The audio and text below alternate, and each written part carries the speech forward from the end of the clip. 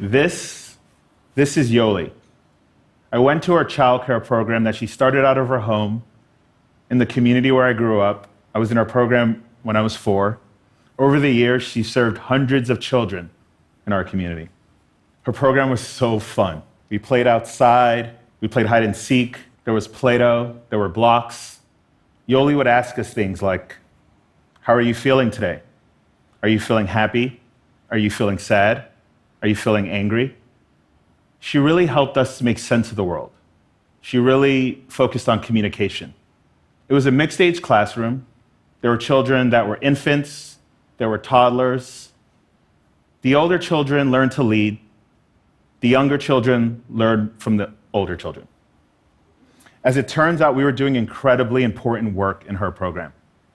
People often think that the real learning starts in kindergarten, but 90% of our brains develop between the ages of 0 and 5. And far too many children don't get access to the type of early learning experiences I had in Yoli's program. Whether that's through a childcare program in a home, a center, a nanny, a caring parent, a grandparent. In fact, 175 million children aged 3 to 6 don't get access at all. In the US, 51% of Americans live in areas called childcare deserts, where there's not enough childcare. And what this shortage does is it leaves parents having to choose between their careers and childcare. Even in places where there's free childcare or public pre-K options, there's not enough spots. So parents are forced to drive across town for options that don't meet their needs. They're forced to wait in these really long wait lists and succumb to lotteries to try to get into programs. And this shortage isn't due to us not trying. In the 70s, we pinned our hopes on television to solve our problems.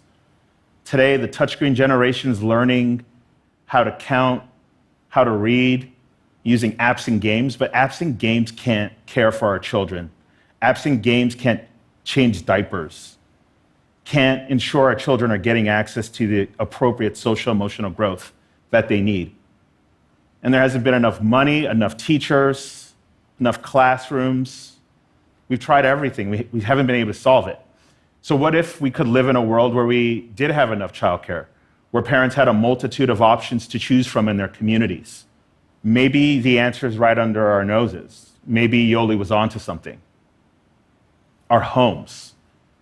Rather than investing trillions of dollars building new buildings, what if we empowered more people to start childcare programs out of their homes? Based on our data, it costs about $25,000 per spot if you create a commercial space for childcare. That's 25,000 times each child you want to serve in that program, where you can do that for a fraction, a couple $100 if you do it in a home-based program. And we can make it easier for parents to find these programs. Software is great for this. So with software, we can make it easy for folks to start programs, get connected to parents. Decades ago, who would have thought that we would be able to create a software network of drivers, connect them to millions of passengers, and solve the transportation needs or play a role in solving the transportation needs of our fastest growing cities? Or take our spare bedrooms and apartments and make them available online and create an industry that competes with the largest hotel chains. So my dream is to create that kind of network, but for home-based childcare, to create a movement where we empower people to start childcare programs out of their homes and play a role in solving the challenges in their communities. These programs could be more affordable, they could be nimble, safe, they could be laboratories of innovation. And I'm one of the entrepreneurs who's working on advancing home-based childcare. And what I'm going to share with you is how I think we can turn that idea into a reality. So first off, when it comes to starting a program, we want to make sure that the program is safe, it's high quality, it's a program parents can trust.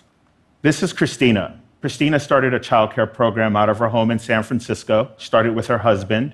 When she decided to start her program, she had to get registered with the state. She got licensed by the state. They came out and visited her program, made sure she was operating a safe program. She was background checked along with her husband.